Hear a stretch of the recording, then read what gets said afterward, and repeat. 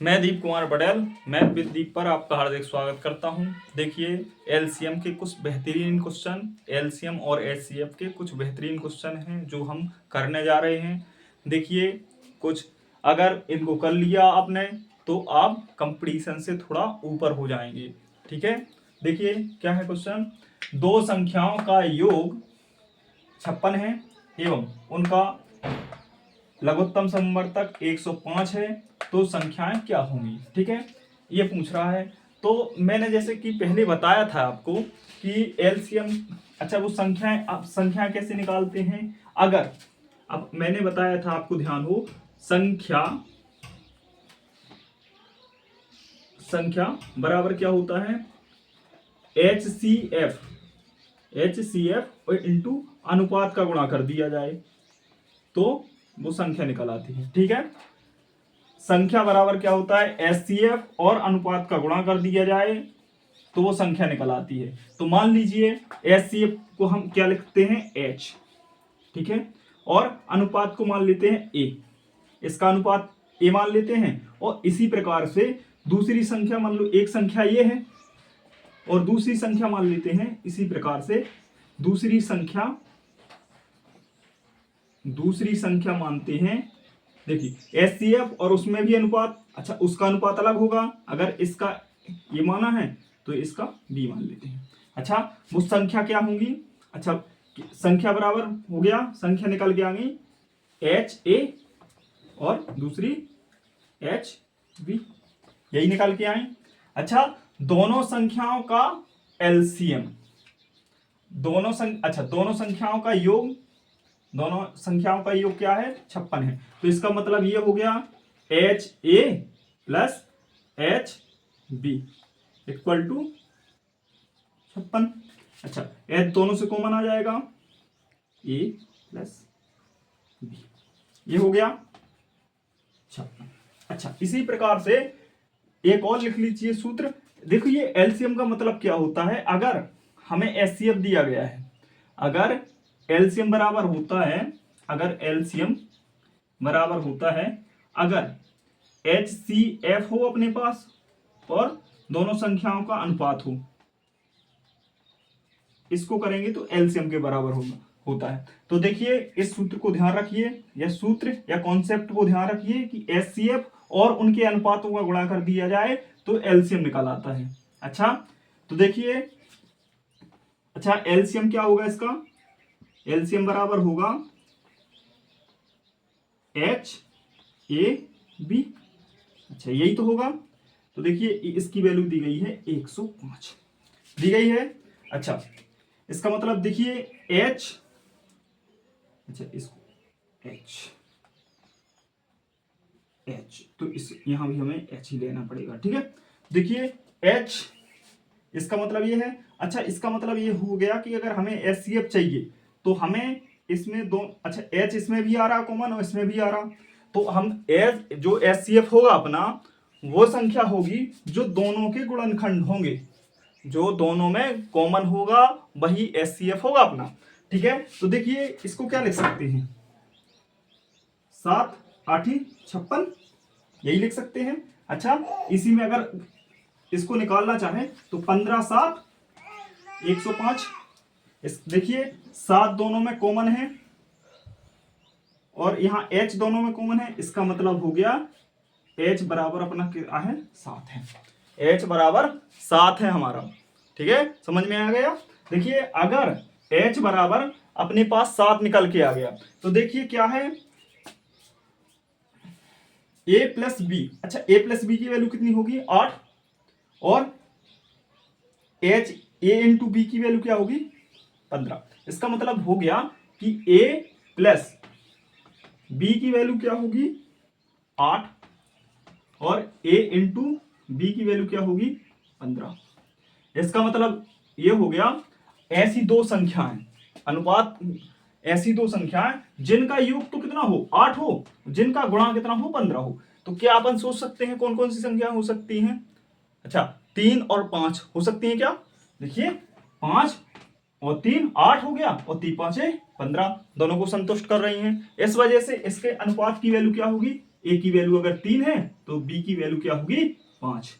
ठीक है। अगर हमें संख्या ज्ञात करनी है तो फिर से आइए देखिए, अगर हमें संख्या ज्ञात करनी है तो HCF इंटू अनुपात, HCF इंटू अनुपात, HCF क्या है इसका 7 है, तो देखिए 7 इंटू अनुपात 3 है, 7 3 21 ये होगा। अगर अब दूसरी अगर संख्या निकालनी है तो देखो 7 इंटू 5 दूसरी संख्या ये हो, यही होगी क्या, तो ये आंसर होगा अपना। देखिए HCF और LCM के कुछ और सवाल देखते हैं। देखिए दो संख्याओं का योग 216 है और उनका महत्तम समावर्तक 27 है, तो संख्याएं क्या होंगी। अच्छा ये सवाल है, अगर इनको कर लिया आपने तो आप कंपटीशन से ऊपर हो जाएंगे, इसलिए इनको बहुत ध्यान से करना है अपन को। देखिए अच्छा मैंने बताया था जैसे कि अगर संख्या निकालनी है अपन को, तो अपन को अगर संख्या निकालनी है तो संख्या बराबर क्या होता है HCF इंटू अनुपात, यही तो बता रहा हूं मैं। ठीक है। और अगर आपको सवाल कठिन लग रहे हैं तो पहले जो बेसिक से बताए हैं मैंने उनको करके आइए, फिर इनको देखिए, जब थोड़ी आपको सिंपल लगेंगे। अच्छा यही होता है कि नहीं। अच्छा देखिए संख्या बराबर होता है HCF इंटू अनुपात। ठीक है। तो देखिए संख्या HCF क्या दिया गया है यहाँ 27, अच्छा 27 और अनुपात मान लेते हैं A है। ठीक है, मान लेते हैं अपन। और अच्छा दो संख्याएं हैं तो दूसरी भी माननी पड़ेगी, तो पहली संख्या ये है, अगर पहली संख्या ये है तो दूसरी क्या होगी, दूसरी संख्या देखिए 27 इंटू B यही होगी क्या।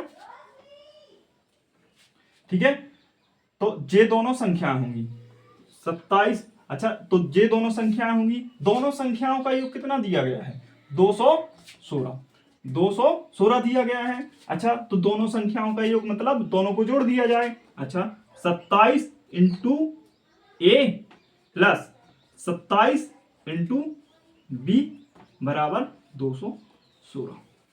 ठीक है, तो देखो 27 दोनों से कॉमन आ जाएगा, 27 ए प्लस बी 216 यही होगा।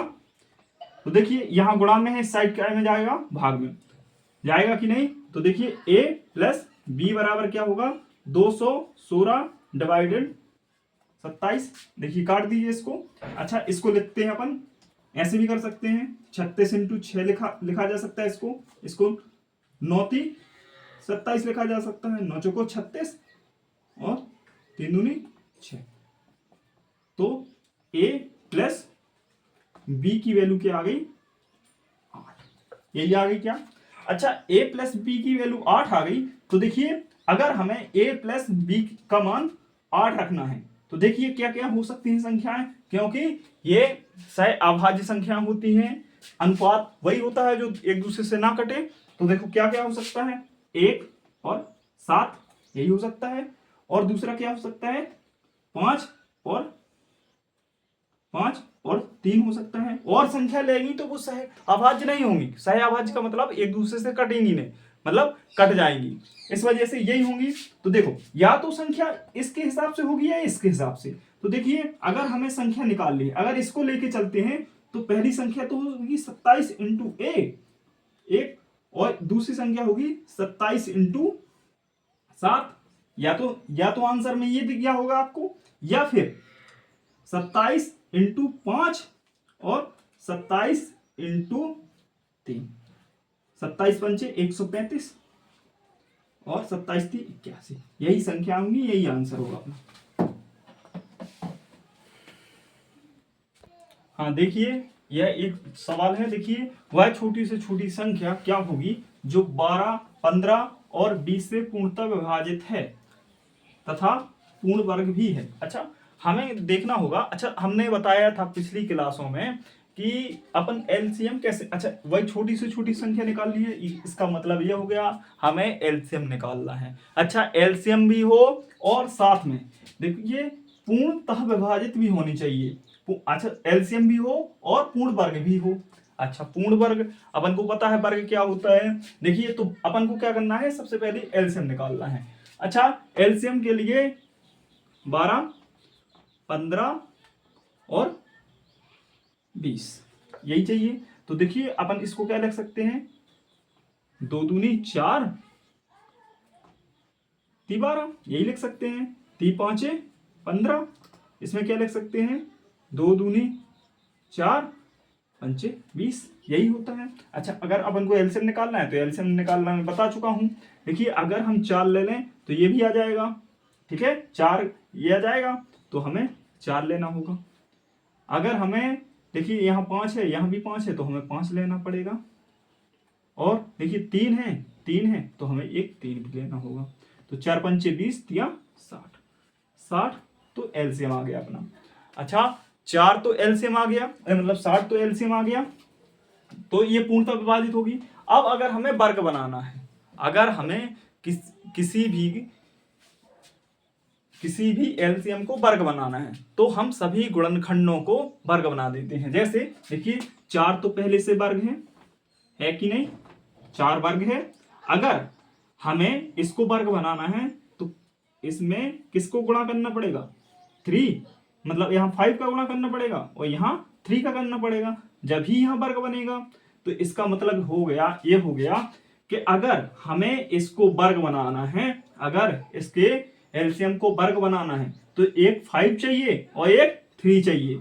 इसका मतलब हो गया 3 और 5 चाहिए तो 15 का। तो इसके जो इसका मतलब मल्टीपल होगा या गुणज होगा या गुणनखंड होगा, ठीक है, ठीक है। तो हमें उसमें 15 को गुणा करना पड़ेगा, ठीक है। तो 60 इंटू 15, 15 छक्का 90। अच्छा तो ये संख्या होगी जो इन सबसे विभाजित भी होगी और एक वर्ग भी होगी।